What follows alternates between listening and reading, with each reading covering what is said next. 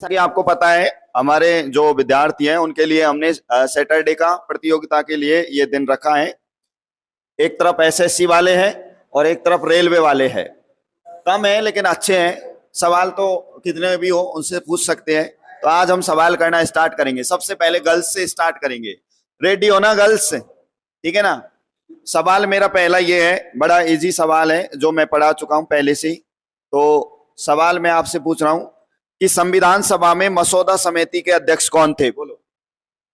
सबसे ये तुमसे है ना, संविधान सभा में मसौदा समिति के अध्यक्ष कौन थे? ऑप्शन है मेरा डॉक्टर राजेंद्र प्रसाद, जवाहरलाल नेहरू, सच्चिदानंद सिन्हा और भीमराव अंबेडकर। क्या बताया? सिन्हा। सिन्हा। तुमने क्या बताया? ये सर बहुत अच्छी बात है। अब मैं इधर पूछ, यही सवाल है मेरा, संविधान सभा में मसौदा समिति के अध्यक्ष कौन थे? कौन है बताओ? सच्चिदानंद। बहुत बढ़िया। ये सवाल दोनों का ही गलत हो गया है। बहुत बुरी बात है कि चाहे आवाज नहीं, मैंने प्रारूप समिति लिखाया था, मुझे पता है प्रारूप समिति लिखाया था। प्रारूप कोई मसौदा बोलते हैं, प्रारूप कोई क्या बोलते हैं? मसौदा बोलते हैं। जो प्रारूप समिति का जो अध्यक्ष था वही मसौदा समिति का अध्यक्ष था। मैं आपसे प्रारूप समिति पूछता तो आप तुरंत जवाब दे देते हैं अम्बेडकर। ठीक है ना। तो इसलिए विशेष रूप से ध्यान रखें, प्रारूप समिति या मसौदा समिति का अध्यक्ष पूछा जाए भीमराव अंबेडकर है। 29 अगस्त 1947 को 7 सदस्यीय एक प्रारूप समिति या मसौदा समिति का क्या हुआ था? गठन हुआ था। बताया होगा। दोनों पे ये सवाल नहीं आया है, अभी किसी के खिलाफ कोई भी पॉइंट नहीं हुआ है। ठीक है, अगला सवाल इधर से करते हैं। दूसरा सवाल है, कौन बंबई प्रेसिडेंसी से संविधान सभा के लिए चुना गया था? ऑप्शन मेरा है सच्चिदानंद सिन्हा, पंडित जवाहरलाल नेहरू, डॉक्टर राजेंद्र प्रसाद, भीमराव अंबेडकर। बोलो। भीमराव अंबेडकर। ये मान रहे हैं भीमराव अंबेडकर। ठीक है, बिल्कुल इनका सही उत्तर है Bhimrao Ambedkar is right answer. एक ठीक है, इनका एक राइट हो गया है, एक पे ये 0 चल रहे हैं। अगला सवाल मेरा इधर वाले रेलवे वाले विद्यार्थियों से है, और रेलवे वाले विद्यार्थियों से सवाल मेरा है कि पंडित जवाहरलाल नेहरू के द्वारा उद्देश्य प्रस्ताव प्रस्तुत कर संविधान निर्माण का कार्य प्रारंभ कब किया गया था? क्वेश्चन दोबारा सुन लो। पंडित जवाहरलाल नेहरू के द्वारा उद्देश्य प्रस्ताव प्रस्तुत कर संविधान निर्माण का कार्य प्रारंभ कब किया गया था? ऑप्शन है 26 नवंबर 1949, ऑप्शन नंबर 2 है 9 दिसंबर 1946, ऑप्शन नंबर 3 है 13 दिसंबर 1946, ऑप्शन नंबर 4 है 11 दिसंबर 1940। बोलो कितना है? 13 दिसंबर। 13 दिसंबर 1946 बता रहे हैं रेलवे वाले विद्यार्थी। बहुत बधाई हो कि इनका उत्तर सही है, क्योंकि 13 दिसंबर 1940 को संविधान सभा के सम्मुख जवाहरलाल नेहरू ने उद्देश्य प्रस्ताव प्रस्तुत किए थे, और उद्देश्य प्रस्ताव प्रस्तुत करके 22 जनवरी 1947 को उन्हें संविधान सभा ने पूरी तरह से पारित कर दिया था, और उसके बाद ये ही प्रस्तावना कहलाई थी संविधान की, और इन्हीं को उद्देश्य प्रस्ताव कहा जाता है। लेकिन सबसे पहले ये 13 दिसंबर 1946 को पेश किए गए थे। Right answer. क्वेश्चन मेरा है एसएससी वालों से, डॉक्टर राजेंद्र प्रसाद को स्थायी अध्यक्ष कब चुना गया था? डॉक्टर राजेंद्र प्रसाद को स्थायी अध्यक्ष कब चुना गया था? ऑप्शन नंबर 1 26 नवंबर 1949, ऑप्शन नंबर 2 26 जनवरी 1950, ऑप्शन नंबर 3 9 दिसंबर 1946, ऑप्शन नंबर 4 11 दिसंबर 1946। बोलो। 9 दिसंबर 1946। 9 दिसंबर। गर्ल्स क्या बोल रही है? बोलो जल्दी से। 11 दिसंबर 1946। बोलो। जितना ज्यादा बहुमत होगा अब डिस्कस कर लो। लड़कियों ने क्या बताया, तुमने क्या बताया? फाइनल आंसर सबमिट कराओ। फाइनल बोलो। कितना? 26 नवंबर 1949। फाइनल है ना? फाइनल बोलो। फाइनल बोल रहे, फाइनल बता रहे हैं 26 नवंबर 1949। बहुत ये आंसर आपका गलत है। लड़कियों की अगर आप बात मानते तो इसका आंसर 11 दिसंबर 1940 सही निकलता। जो लड़कियों ने बताई उत्तर 26 नवंबर 1949 नहीं है। मैंने बताया था 9 दिसंबर 1946 को तो अस्थायी अध्यक्ष सच्चिदानंद सिन्हा को बनाया था, जिसे हमने प्रोटेम स्पीकर भी कहा था, जिसे अस्थायी अध्यक्ष भी कहा था, जिसे अंतरिम अध्यक्ष भी कहा था। अंतरिम अध्यक्ष, प्रोटेम स्पीकर या अस्थायी अध्यक्ष पूछे तो सच्चिदानंद सिन्हा, जो कि 9 दिसंबर 1946 को पहली बैठक में बनाया था। लेकिन 11 दिसंबर 1946 को स्थायी अध्यक्ष डॉक्टर राजेंद्र प्रसाद को बनाया था। लिखाया था अच्छे से, लेकिन आप लैंग्वेज नहीं समझ पाए थे, इसलिए आपका ये सवाल गलत हो गया। एसएससी वाले ढेर। अगला ये इधर देखिए, अब रेलवे वालों से एक सवाल फिर कर रहे हैं। संपूर्ण संविधान को कब लागू किया गया था? संपूर्ण संविधान को कब लागू किया गया? ऑप्शन नंबर 1 26 नवंबर 1949, 15 अगस्त 1947, 26 नवंबर 1950, 26 जनवरी 1950। बोलो। 1950। 26 जनवरी 1950। इन्होंने बताया 26 जनवरी 1950। बधाई हो, आपका उत्तर सही है। ठीक है, आप अपने काउंटिंग करते रहता है ना, 2 2। हाँ ठीक है, बोर्ड पे लिखेंगे। अब आइए इधर देखिए, अब लगभग आपके लिए स्टार्ट हो चुके हैं। सवाल मेरा है, भारतीय संविधान के निम्नलिखित में से किस एक संशोधन द्वारा राष्ट्रपति को कोई भी मामला मंत्रिपरिषद द्वारा पुनर्विचार किए जाने के लिए वापस भेजने का अधिकार दिया गया है? कोई भी मामला ऐसा होता है जो कि पुनर्विचार करने के लिए राष्ट्रपति दोबारा से मंत्रिपरिषद को भेज देता है। तो ये संविधान संशोधन किसके तहत किया गया? क्या 39वें के तहत, या 40वें के तहत, या 42वें के तहत, या 44वें के तहत? लगाओ इसमें जुगाड़। किसके तहत?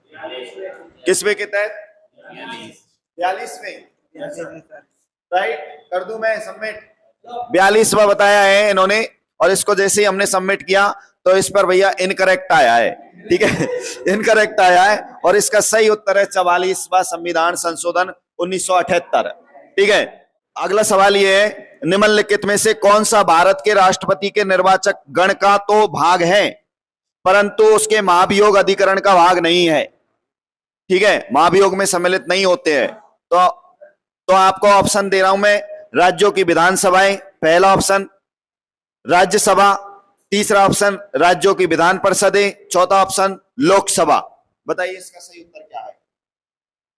मैंने बोला है कि राष्ट्रपति के निर्वाचक गण में तो भाग लेते हैं, लेकिन राष्ट्रपति पर जो महाभियोग लगाया जाता है आर्टिकल 61 के तहत, उसमें भाग नहीं लेते हैं। इनमें से कौन भाग नहीं लेते हैं? राज्यों की विधानसभाएं, राज्यसभा, राज्यों की विधान परिषदें, या लोकसभा? कौन भाग नहीं लेते?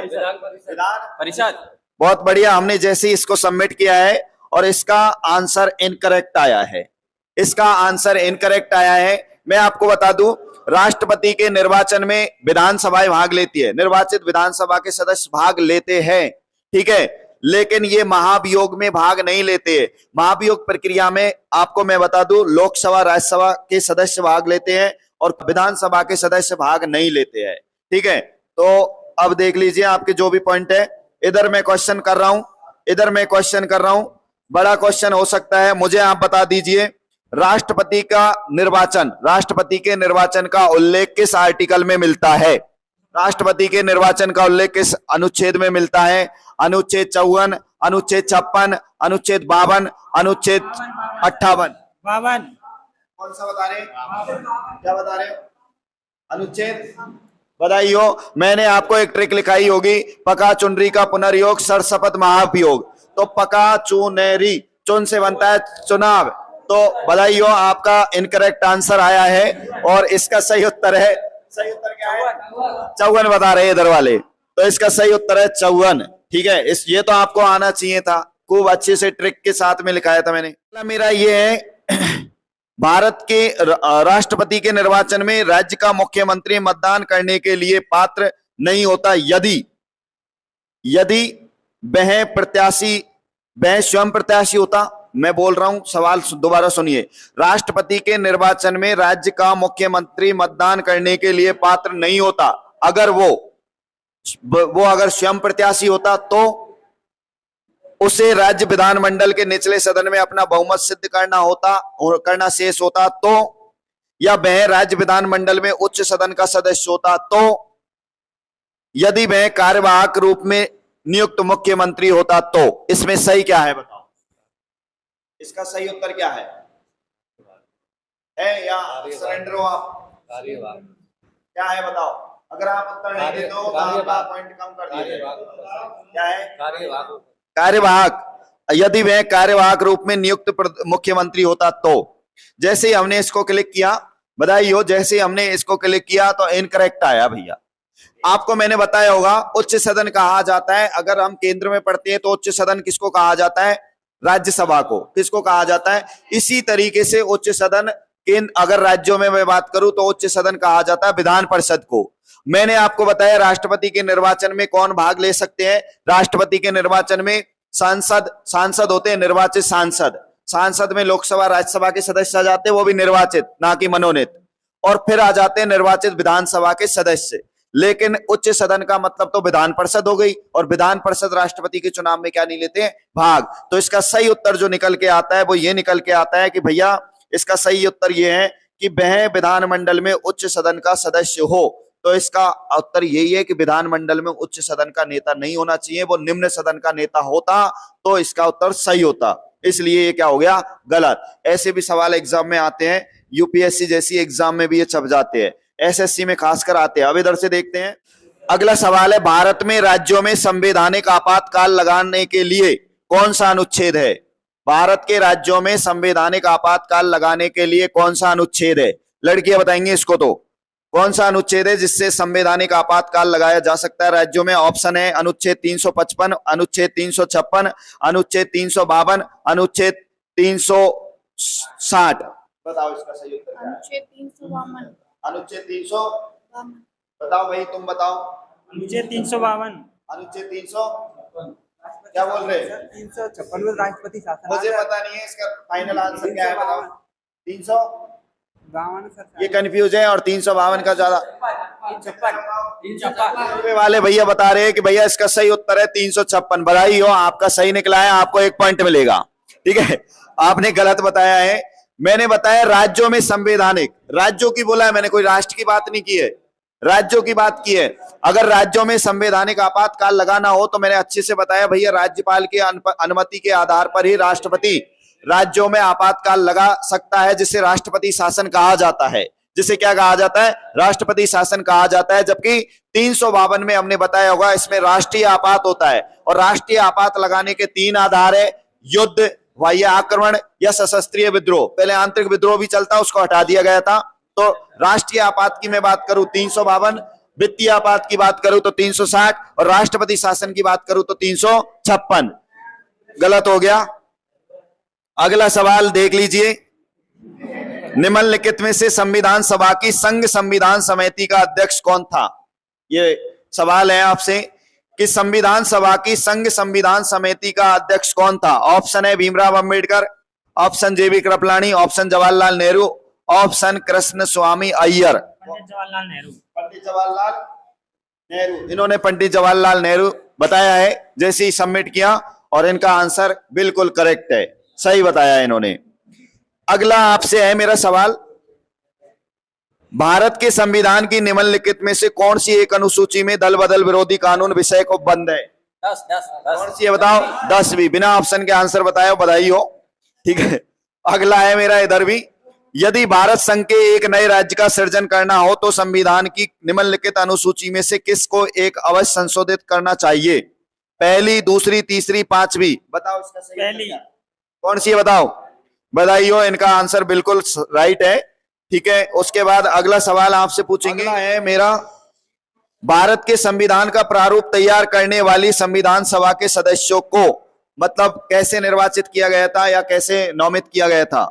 ब्रिटिश संसद द्वारा नामित किया गया, पहला ऑप्शन। गवर्नर जनरल द्वारा नामित किया गया, दूसरा। विभिन्न प्रांतों की विधानसभाओं द्वारा चुना गया, तीसरा। चौथा है भारतीय राष्ट्रीय कांग्रेस और मुस्लिम लीग द्वारा चुना गया। इसका सही उत्तर क्या होगा। जिन्होंने प्रारूप तैयार किया था, प्रारूप तैयार करने वाले सदस्यों को संविधान सभा में कैसे चुना गया था, मेरा सवाल ये है। जल्दी आंसर दो। ऑप्शन दोबारा ये है, ब्रिटिश संसद द्वारा, गवर्नर जनरल द्वारा, विभिन्न प्रांतों की विधानसभाओं द्वारा, भारतीय राष्ट्रीय कांग्रेस और मुस्लिम लीग द्वारा। कौन सा है। डी। जैसे ही इसको हमने सबमिट किया, तुम्हारा आंसर क्या बताओ। तुम्हारा आंसर क्या। सी। बहुत बधाई हो, इनका आंसर बिल्कुल करेक्ट है और 1 पॉइंट मिलेगा। बिल्कुल इनका सही आंसर है, विभिन्न प्रांतों की विधानसभाओं द्वारा चुना गया था। अगला सवाल मेरा यह है कि वर्ष 1946 में गठित अंतरिम कैबिनेट की अध्यक्षता किसने की थी। वर्ष 1946 में जो अंतरिम कैबिनेट गठित की गई थी, उसकी अध्यक्षता किस भाई साहब ने की थी। ऑप्शन है राजेंद्र प्रसाद, ऑप्शन जवाहरलाल नेहरू, ऑप्शन सरदार वल्लभ भाई पटेल, ऑप्शन डी है राजगोपालचारी। बोलो बोलो जल्दी आंसर दो। सही उत्तर क्या है इसका। ऐसे पंडित जवाहरलाल नेहरू। इन्होंने बताया पंडित जवाहरलाल नेहरू, ये बता रहे रेलवे वाले सी राजगोपालचारी, मतलब चक्रवर्ती राजगोपालचारी। जैसे ही इसको हमने सबमिट किया है ऐसे ही इसका आंसर इनका इनकरेक्ट है, इनका राइट है। बिल्कुल मैंने बताया था अंतरिम, उस समय मैंने डिटेल से भी बताया था, डिटेल से बताया था कि भैया 1946 में 2 सितंबर 1946 को, सुन लीजिए, 2 सितंबर 1946 को अस्थायी सरकार का गठन हुआ था। और अस्थायी सरकार का गठन बोले तो उसे अंतरिम सरकार बोलते हैं, अंतरिम कैबिनेट बोलते हैं, जिसका अध्यक्ष मैंने बताया था लॉर्ड माउंटबेटन को बनाया और उसके बाद उपाध्यक्ष जवाहरलाल नेहरू को बनाया। तो इसमें लॉर्ड माउंटबेटन ऑप्शन में नहीं है, तो इसका सही उत्तर अपने आप ही कौन हो जाएगा बताओ? अरे बोलो, पंडित जवाहरलाल नेहरू। ठीक है, अब तुम काउंट करो कितने कितने पॉइंट हो गए रे? 5। अभी इन पे 5 है और तुम्हारे ऊपर तुम 6 से हो, 1 पॉइंट से आगे चल रहे अभी, ये है ना। हाँ, अगला सवाल किधर पूछना है? आपने पढ़ा होगा कि आज हम संविधान को एदत द्वारा इस संविधान को अंगीकृत, अधिनियमित और आत्मार्पित करते हैं। ये बात हमारे प्रस्तावना में लिखी हुई है। ये जो है ये किस तारीख को लिखी हुई है? 26 जनवरी 1950, क्या 26 जनवरी 1949 या 26 नवंबर 1949 या इनमें से कोई नहीं बोला? 26 नवंबर 1949। 26 नवंबर, बिल्कुल इनका आंसर सही है। अगर आपसे कभी भी पूछा जाए कि संविधान को कब अंगीकृत किया, या पूछा जाए कब अधिनियमित किया गया या कब आत्मार्पित किया गया, तो इसका आंसर बिल्कुल एक ही होगा, 26 नवंबर 1949। लेकिन कब प्रत्यावर्तित किया गया था, तो इसका आंसर होगा 26 जनवरी 1950। बिल्कुल इसका सही उत्तर है। अगला सवाल मैं आपसे पूछने वाला हूं और इधर वाले विद्यार्थियों से हम अंतिम रूप से सवाल पूछने वाले हैं। अगर इसको बता देते हैं तो बराबर आप हो जाएंगे। मेरा सवाल है, निम्नलिखित में से किस विधायिका की अध्यक्षता उस निकाय के एक गैर सदस्य द्वारा की जाती है? मैंने दोबारा बोल दूं, मैंने पूछा है निम्नलिखित में से किस विधायिका की अध्यक्षता उस निकाय के एक गैर सदस्य द्वारा की जाती है? ऑप्शन है लोकसभा, ऑप्शन 2 है राज्यसभा, ऑप्शन नंबर 3 है राज्य विधान परिषद, ऑप्शन नंबर 4 है राज्य विधानसभा। राज्यसभा। सही उत्तर क्या है बताओ? सही बता रहे हो? ये बताना पड़ेगा राज्यसभा में कौन करता है? राज्यसभा में प्रत्यक्ष रूप से चुनाव होगा सर। राज्यसभा, ये बता रहे Rajya Sabha. Rajya Sabha is right answer, क्योंकि बिल्कुल इनका सही करेक्ट आंसर है। और राज्यसभा का जो भी मुखिया होता है वो सभापति होता है, और राज्यसभा का जो सभापति होता है भैया वो गैर सदस्य होता है, राज्यसभा का सदस्य नहीं होता है, वो उपराष्ट्रपति होता है। तो इसका आंसर बिल्कुल राज्यसभा सही है कि विधायिका की अध्यक्षता का उस निकाय के एक गैर सदस्य द्वारा की जाती है। तो राष्ट्रपति द्वारा की जाती है और उपराष्ट्रपति द्वारा की जाती है, और उपराष्ट्रपति कौन होता है? सभापति होता है। और आज का फाइनल सवाल पूछ लूं क्या बताओ? अपने कार्यों के निष्पादन में किसे स्वयं विवेक के अनुसार कार्य करने की शक्ति प्राप्त है? ठीक है, मैंने ये लिखाया नहीं है लेकिन मैंने बोला है, पढ़ाया है। मैंने पूछा है कि अपने कार्यों के निष्पादन में किसे स्वयं विवेक के अनुसार कार्य करने की शक्तियां प्राप्त है? पहला ऑप्शन है राष्ट्रपति, दूसरा है उपराष्ट्रपति, तीसरा है राज्यपाल और चौथा है प्रधानमंत्री। बोलो कौन? इसका सही उत्तर क्या होगा? जो भी इसका आंसर देगा वही विजेता है, क्योंकि बराबर पे हैं। कौन है बोलो? राष्ट्रपति। इधर से इन्होंने राष्ट्रपति बताया भाई, और इधर से राष्ट्रपति। कौन है बताओ? राष्ट्रपति। बहुत बहुत बधाई हो कि भैया ये बराबर पे रह गए हैं, और इनका भी गलत है और इनका भी गलत है। मैंने अच्छे से बताया, अब सुनिए, मैंने अच्छे से बताया था जब राष्ट्रपति की शक्तियां पढ़ा रहा था तब, कि भैया राष्ट्रपति के पास कोई स्वयं विवेक की शक्ति नहीं है। जब मैंने राष्ट्रपति शासन पढ़ाया था तब बताया कि नहीं बताया? बताया था। और मैंने ये कहा था कि राज्यपाल के पास स्वयं विवेक की शक्ति ये है कि भैया वो अपने स्वयं विवेक से किसी भी राज्य में राष्ट्रपति शासन लगवा सकता है। बताया ना? तो ये बात आपको विशेष रूप से ध्यान रखनी थी। आपने उत्तर राष्ट्रपति बताया है। आज का डिसीजन, आज का फाइनल यही है कि भैया दोनों बराबर पे रह गए। ज्यादा है तुम्हारे बराबर रह गए आज।